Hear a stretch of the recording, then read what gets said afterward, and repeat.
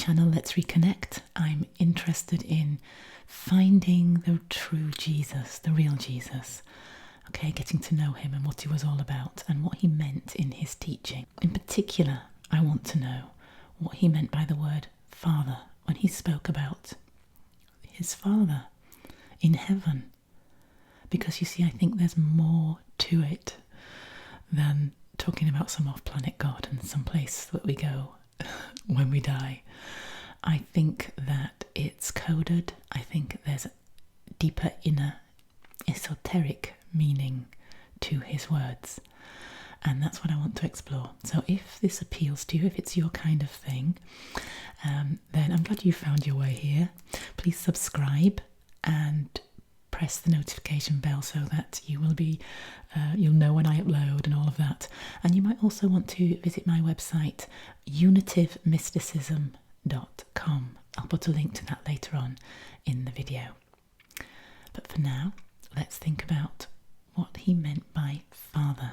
So I'm going to begin by doing a little illustration, okay, to get to it, and explain what I think he meant by Father.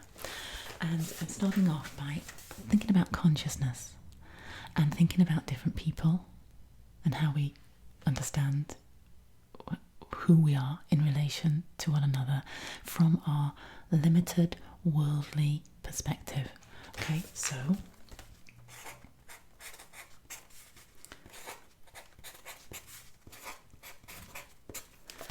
here we are. Okay, we're just little people, and we think that our consciousness is there inside our heads, and we're all separate from one another. So I'm here, I begin and end here, and you begin and end there, and we relate to each other that way.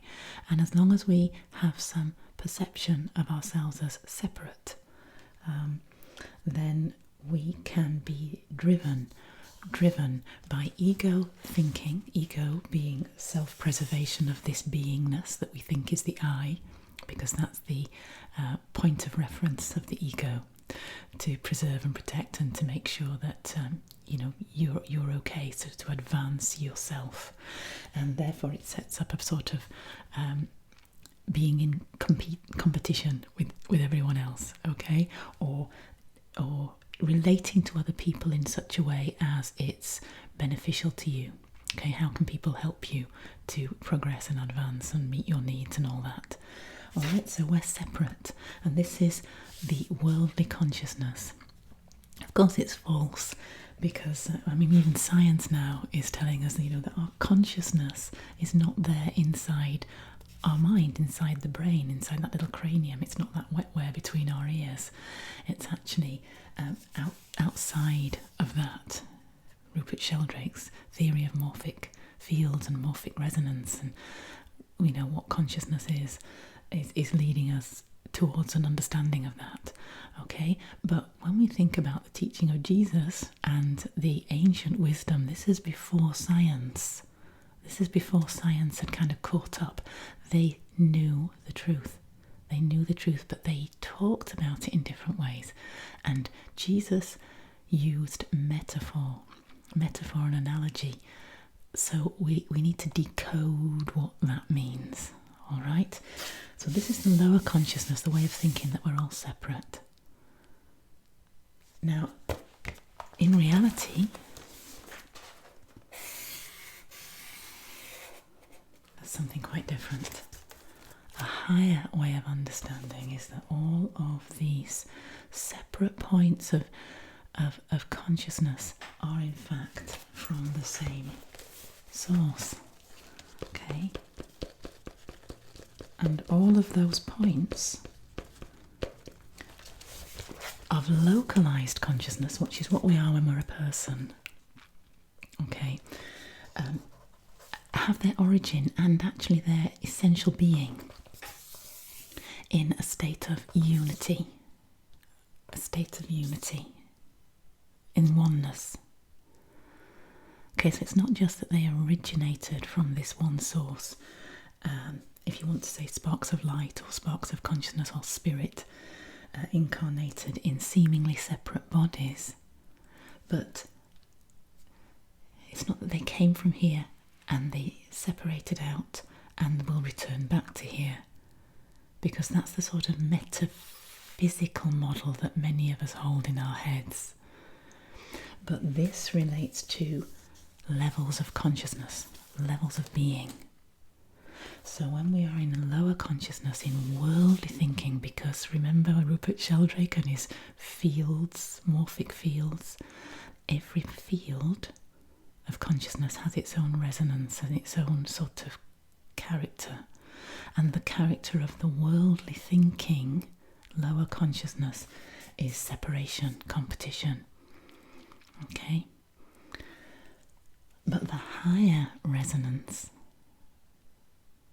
when we raise our consciousness and conscious awareness, we always arrive at unity consciousness. And so I've drawn it as a heart. I've drawn it as a heart because my understanding of what Jesus meant by the Father is the heart. Heart consciousness. So this is head consciousness, when we're all separate. And heart consciousness is an awareness, conscious awareness of the truth, which is unity. I'll just put a few. These dots would represent every single human being that's ever lived. Okay, on planet and off planet. And probably not just human beings, actually. I'm just saying human beings because, we could go. It's limitless. This is limitless. Okay? Now, I came to this understanding for a number of reasons, to be honest, but one was looking at my beautiful statue of Jesus. And we know that Jesus came to reveal the Father, yeah? He came to point to the Father. If you want to know what the Father is like, look at Jesus. He was a revealer to show the way to truth, the way to understanding the true nature of reality. And look what he's doing. In this statue, he is revealing, he's opening, pulling aside his garments, pulling away the layers, okay, and revealing the heart. He's pointing to the heart. So when Jesus points to the Father, he's pointing to the heart. And he's telling us that the way to know the Father is through sinking from the head into the heart.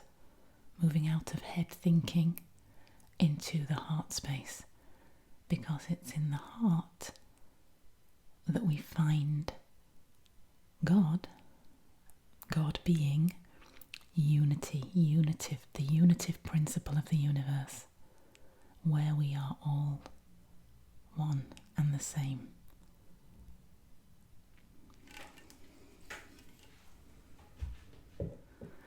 So does this work?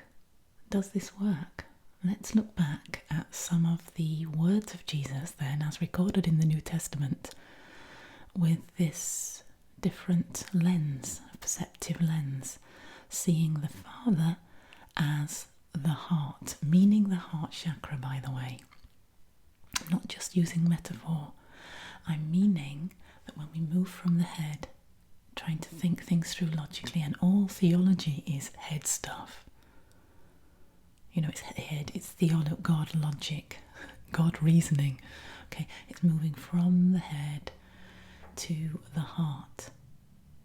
Because it's in the space of the heart when we realise our oneness that we learn empathy, that we learn compassion. When we're down here in our heads, we can justify everything. We can justify every cruelty, every act of evil doing. We can reason our way out of it and justify it in the cause of right, in the name of Christ, in the name of Christianity. That's what's happened if we look back in history. But in the Father, we can only know the truth of the principle, the unitive principle of love. Okay. So let's look at some of the biblical texts, the New Testament texts, and the words of Jesus. So the first one that I'm going to read to you is from Matthew 12, verse 50. Whoever does the will of my Father in heaven is my brother, sister, and mother. Whoever does the will of my Father. So he often uses the word will. Will is a choice that you make. And is it a head choice or is it a heart choice? The will of the Father is always the heart choice. And it's in that place of the heart choice that we are. We are one, we are family, you are my brother, father and sister and mother. Matthew 7 verse 21.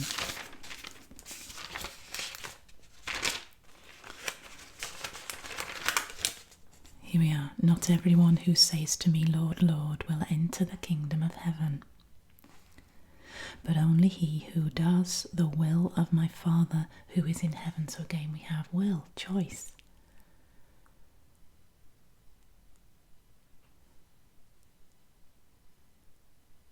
Only he who does the will of my Father who is in heaven. So heaven is the heart and the Father is the heart consciousness, which is love, which is unitive.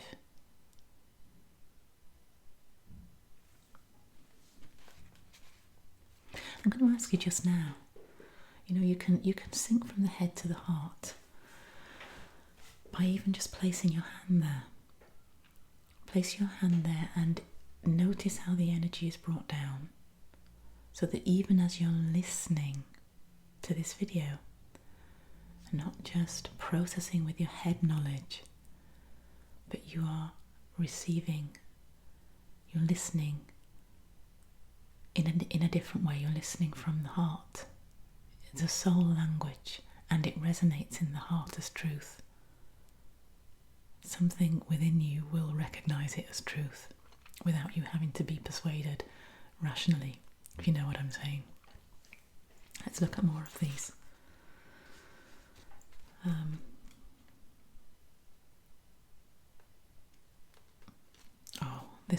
This one is the one I thought about this morning. It first came to my mind. Matthew 26. They are elsewhere. These are synoptic texts, and so you can look at the Matthew or the Luke version for this one. I know. Matthew 26. Verse 39, and it's where Jesus is in Gethsemane, and he says,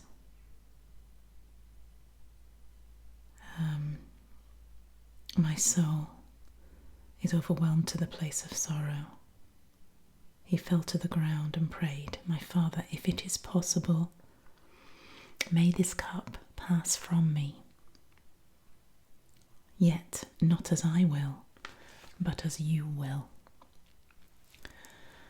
So there is this recognition in Jesus of the consciousness of the world and the consciousness of the Father, of the heart, and how the two are in conflict in the world, because the world is heartless, the way of the world. Now, I'm not talking about the earth geographically, the planet is a physical thing. I'm talking about this field of resonance, the lower mind conscious, the bottom below thinking. Okay? Does this make sense? Not as I will. So in his human form, Jesus had ego as we do, and his ego was in conflict with his heart, his mind, his head, which is all about self-preservation. So his head would have been saying, I need to get out of here. I know that I'm going to be betrayed. I know that I'm in trouble. I can just sense it. I can feel it in my gut, because the gut is our solar plexus, and that's where we feel emotion, but we feel emotion that is self-preservation type emotion. So even love that you feel in your gut is anxiety. It's always anxiety driven, because it's about, will this person stay with me? Do they feel the same as me? It can be, jealous. That's where we feel jealous emotions. That's where we feel controlling and, possessive feelings. All right. When we move to the heart, the emotion changes. That's when we know selfless, all-inclusive compassion, love, empathy. Because it's not driven by the ego, it's driven by the Father consciousness, the heart consciousness, love. All right? So Jesus had this knowing. He had this knowing. I can't read that in the old way that was taught in church. I can't think of God as really putting Jesus through that and making him choose that, that for some reason, for the salvation of the world, that Jesus had to die and take on the sins of the world to be sacrificed. What the atonement theories say, essentially, however they say it, because there are a few different versions of it, but essentially it means that Jesus had to die. And because Jesus died, we're all right. That's not a nice God. That's not a nice God. That's not the God of love. That's not the creator God. Okay? Because here's why. I worked this out at a young age. Even as a child, I remember thinking, if I can conceive of a love that's greater, then that can't be God. That God that you're explaining to me in the atonement theories, I can conceive in my mind as a child of a love that's greater than that doesn't do that to anyone, especially your son that you love. It's not a loving God. That's God was the one that actually set it up in the first place. So he wasn't bound by his own rules. Why would he set it up that way? It just does not make sense. And I was never convinced of it, and I'm not convinced of it now. And finally I'm able to say, well, I reject it then. And, I couldn't do that earlier.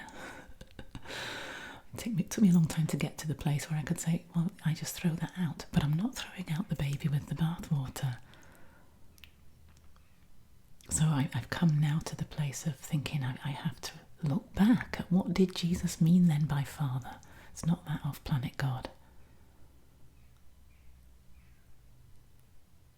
It's the ultimate love. If you can conceive of a greater love than your idea of God, then you have to let go of that idea of God, because that's the false God, isn't it? That's an idol. And trust your intuition, trust your instinct, your inner knowing, your gnosis of that higher love, because the higher you keep going, conceptually and experientially, that's God. You'll always find God beyond the boundary of your idea of him. Yeah? Well, you won't find God because you can't find him, because you can't pin him down. Anyway, not going to go there. But you know what I'm trying to say. I'm going to move on to John. John is the most Gnostic gospel, about the knowing, the most spiritual of the gospels. And what have I got here? John 16. I came forth from the Father and have come into the world.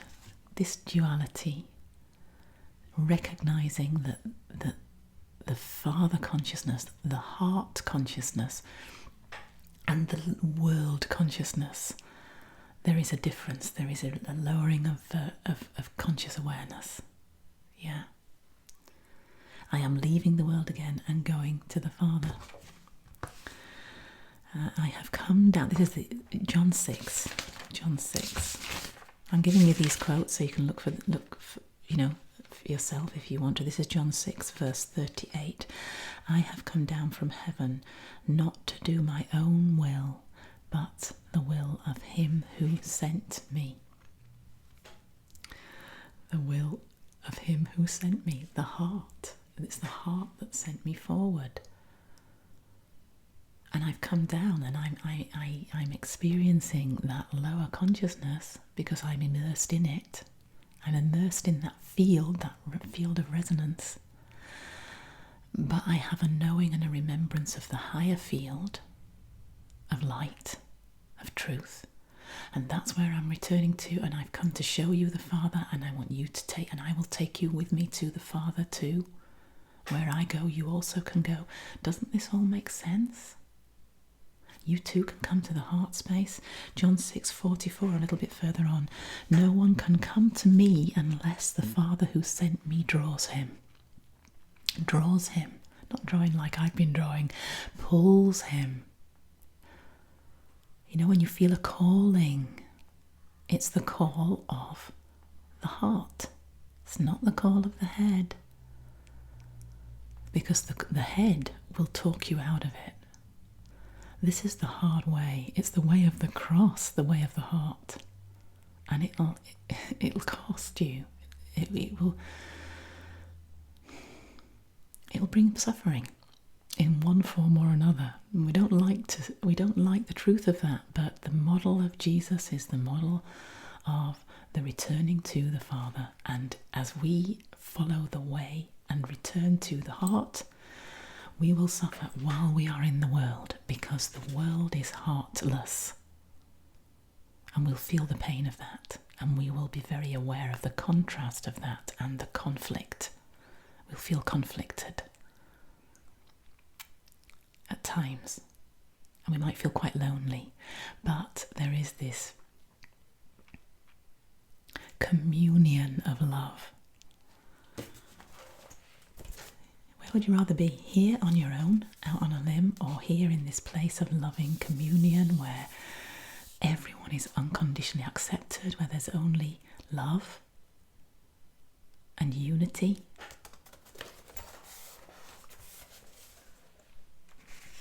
No one can come to me unless the Father who sent me draws him, and I will raise him up on the last day.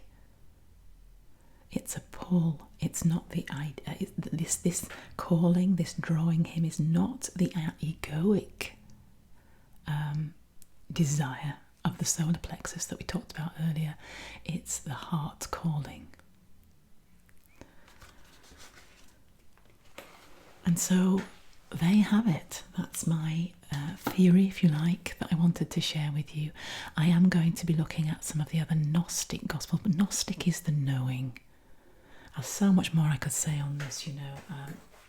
I'm reading this book, Young and the Lost Gospels, and I'm going to be doing a series on the secret gospel fragments, you know, just fragments, readings, just readings of them.